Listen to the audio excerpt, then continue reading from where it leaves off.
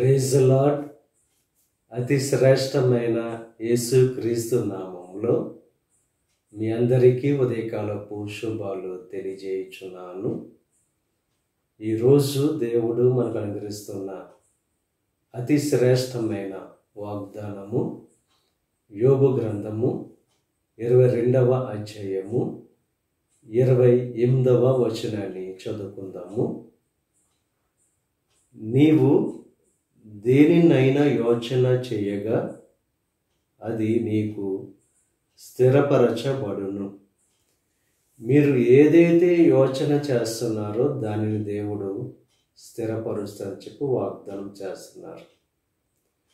మన యొక్క ఆలోచన యావత్తు సఫలం చేసేది ఆయనే. మన హృదయ వాంఛలను తీర్చేది ఆయనే.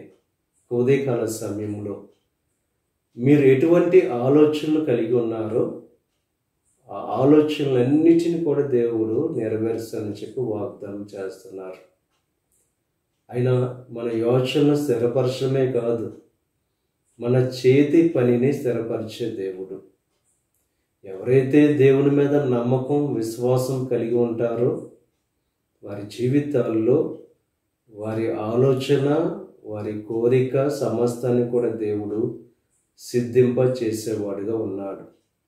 ఈరోజు మీ హృదయంలో ఎటువంటి ఆలోచన కలిగి ఉన్నారో, ఎటువంటి కార్యాలు చేయాలని చెప్పి ఆసక్తి కలిగి ఉన్నారో వాటినన్నిటినీ దేవుడు స్థిరపరుస్తానని చెప్పి వాగ్దానం చేస్తున్నారు. కనుక విశ్వాసంతో నమ్మకంతో దేవుని మీద ఆధారపడుతూ దేవుణ్ణి వెతుకుతూ ఆయనను అనుసరిస్తూ దేవుడు కలుగు చేసే ఆ శ్రేష్టమైన మేలులు ఆశీర్వాదాలు పొందుకోవలసిందిగా ప్రభు పేరట మిమ్మల్ని కోరుచున్నాను. దేవుడు మిమ్మల్ని దీవించి ఆశీర్వదించి మీ యోచనలన్నిటిని కూడా దేవుడు స్థిరపరచును గాక. ఆమేన్. ప్రార్థన చేసుకుందాం.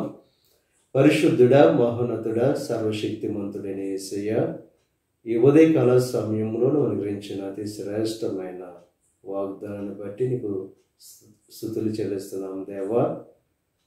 మా యోచనలన్నిటినీ స్థిరపరుస్తూ వాగ్దానం చేస్తాం.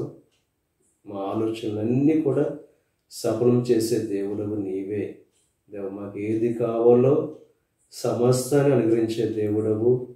మాకు అసాధ్యమే కానీ నీకు సమస్తము సాధ్యమే కనుక దేవా, ఈరోజు వారు ఎటువంటి ఆలోచనలు కలిగి ఉన్నారో, ఎటువంటి యోచనలు కలిగి ఉన్నారో సమస్తాన్ని దేవా స్థిరపరిచి వారి జీవితాల్లో నెరవేర్చండి. ఈ ప్రార్థనలో ఏకీభవిస్తున్న ప్రతి ఒక్కరిని దీవించి ఆశీర్వదించండి. ఈరోజు తలపెట్టిన ప్రతి కార్యాన్ని సఫలం చేయండి. వారి రాకపోకల్లో నీకు సహాయం అనుగ్రహించండి. బలహీన పరిస్థితుల్లో ఉన్న వారిని స్వస్థపరచండి. ఈ దిన ఆశీర్వాదాలు ప్రతి ఒక్కరి మీద మెండుగా కురమరింపచేసి నీ దేవునితో నింపి నడిపించమని మా ప్రభువైన యేసుక్రీస్తు నామం పేరట వేడుకొనుచున్నాం తండ్రి. ఆమేన్. తండ్రి, కుమార, పరిశుద్ధాత్మ త్రియేక దేవుని యొక్క కృప సదాకాలం మనకు తోడై ఉండి దేవుని యొక్క దీవెనలు ఆశీర్వాదాలతో నింపి నడిపించును గాక. ఆమేన్.